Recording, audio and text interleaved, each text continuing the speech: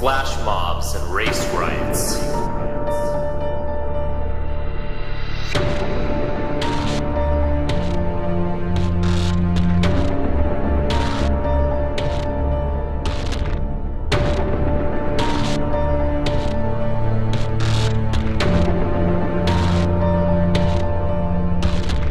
Mass third world immigration.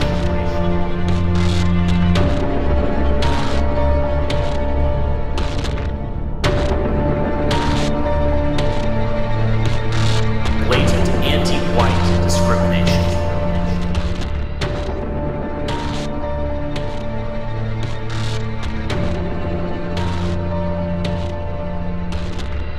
Who stands for us?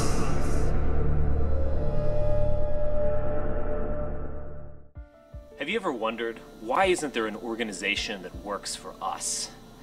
From African Americans to illegal immigrants, from lesbians to left-handers, every ethnic and interest group has its own lobby or cultural foundation. The exception, of course, is white Americans, our country's historic majority and founding population, the people that bears the unique heritage of Europe, Christianity, cultural excellence, and the scientific awakening.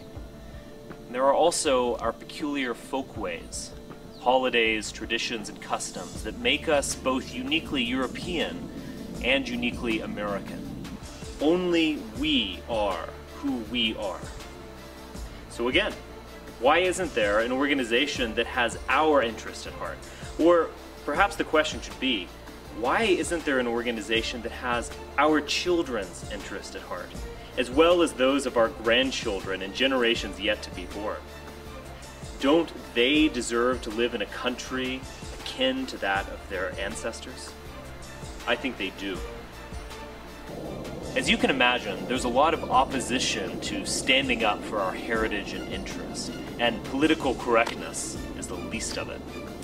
But despite all that, we're building a viable and effective organization in defense of our people. A network, all of whose projects are informed by a concern for our culture and our children's future. The National Policy Institute. NPI isn't about playing Washington games. We're about reaching real Americans and cultivating the talents of our people's most innovative and challenging researchers and thinkers. We're outside the Beltway, and we're outside the box. Our publications wing has produced works that sit in the great research libraries and which have influenced countless scientists and social thinkers.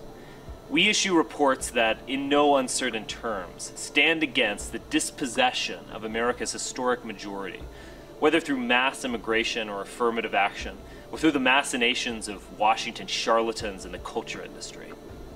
We hold conferences open to the public that bring together great minds from throughout the Western world and foster connections between supporters and activists. Put simply, we're here, we're serious, and conventional liberals and so-called conservatives are going to have to get used to it.